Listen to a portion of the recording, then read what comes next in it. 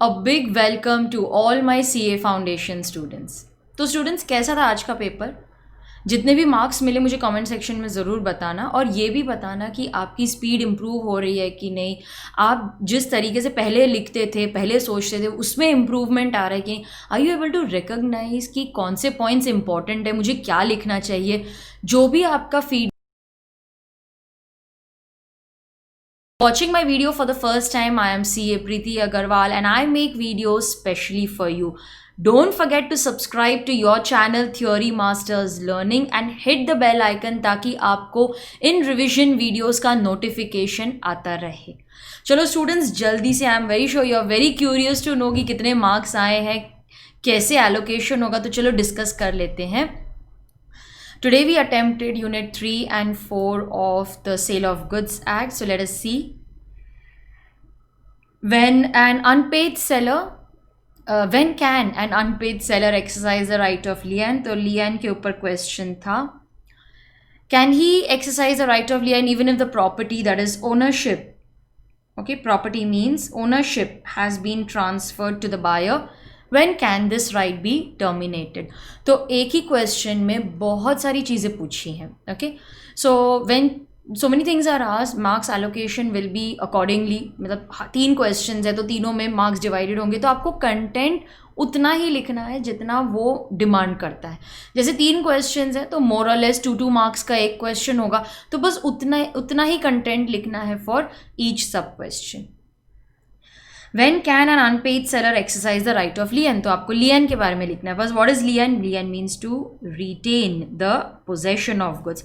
देखो यहाँ पर possession की बात हो रही है. अगर goods आपके पास है तो अपने ही पास रखो till the buyer pays for the goods. तो सबसे पहले first paragraph में we will explain the right of lien. So lien means to retain. It is available to the unpaid buyer or unpaid seller who is in possession. When is it available? When the goods are sold without any stipulation, मतलब कोई credit period नहीं है, buyer ने पैसे नहीं दिए, हम unpaid रह गए. लकीली गुड्स मेरे ही पास है तो अपने ही पास रख लो ना. Exercise the right of लियन. जब तक बायर पैसे नहीं देगा उसको गुड्स मत देना. Goods have been sold on credit but the credit period has expired.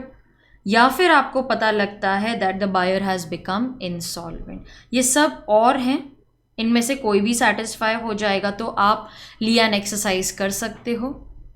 If you have written this properly, give yourself 2 marks. Okay, give yourself 2 marks. The unpaid seller can exercise the right of. तो first question हमने answer कर दिया. Second क्या है? Can he exercise the right of lien even if the property has pass to the buyer. Lien, unpaid seller के rights, इनका property और ownership से कोई लेना देना नहीं है. Even if we have transferred ownership to the buyer, we can still exercise the right of lien till we are paid the money. So unpaid seller can exercise lien even if the ownership has been passed. He can exercise the lien even if he's possession of the goods as an agent or bailey. अगर आपने ये properly लिखा है तो अपने आप को 1 mark दे दो. अच्छा, थर्ड क्या पूछा है? When is this right terminated? When does right of lien end? Unpaid seller will lose when he delivers the goods to the buyer without reserving the right of disposal. So when we deliver goods to the carrier or any other bailey without reserving the right of disposal, we lose the right of lien. क्योंकि एक बार goods buyer के पास पहुंच गए, lien खत्म. When the buyer or his agent lawfully obtains the possession of the goods. या फिर इसमें एक और पॉइंट है वेवर का. When the seller waives, okay, he waives the right of lien.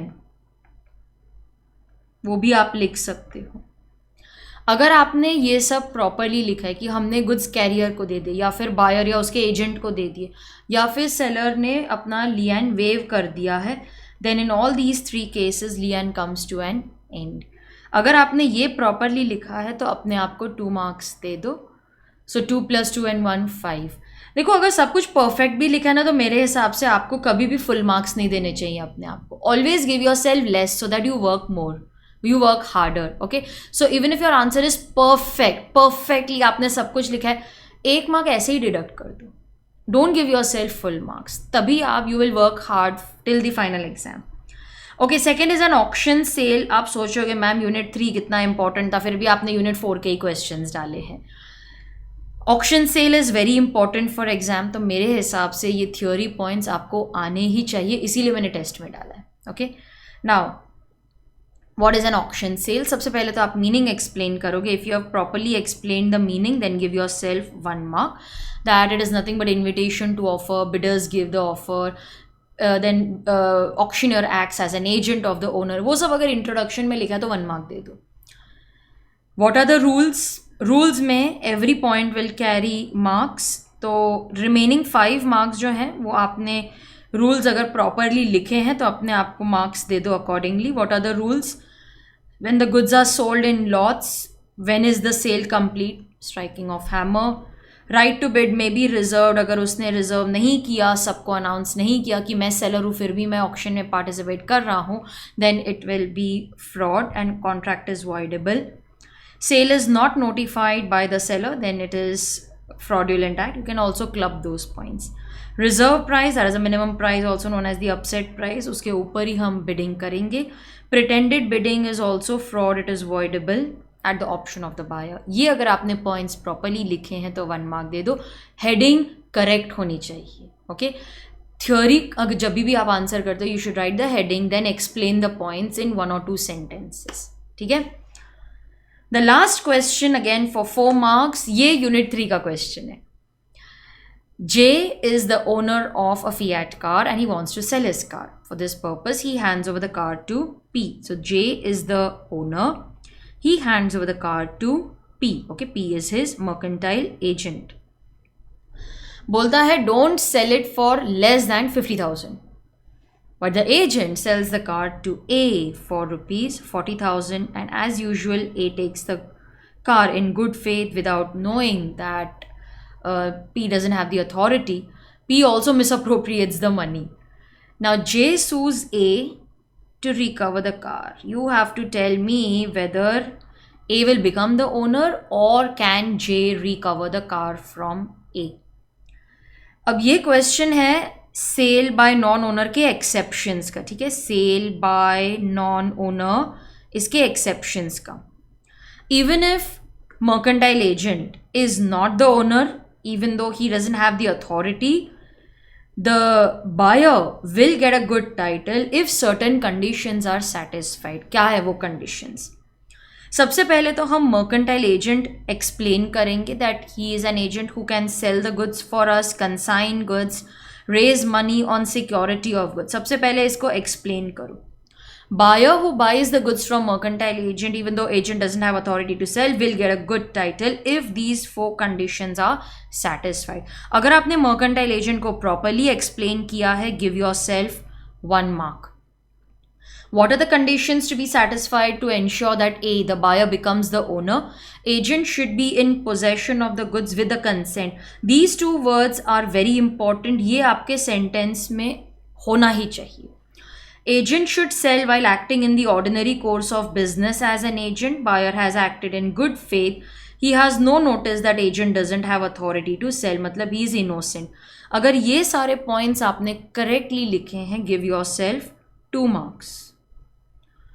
Then you will explain the case and arrive at the conclusion that in this case J cannot recover the car from A because A has bought it in good faith after complying with those conditions. अगर ये properly लिखा है, give yourself 1 mark. So this is how you will allocate 4 marks. ठीक है? So this was our task for the day. आपका next task क्या है? आपका next task है Unit 1 of पार्टनरशिप एक्ट. ठीक है, और ये इसकी तैयारी आप अभी से ही शुरू कर दो because test is tomorrow. I will meet you at 7 PM and with the video at 10. Okay, so start preparing for unit 1 of partnership.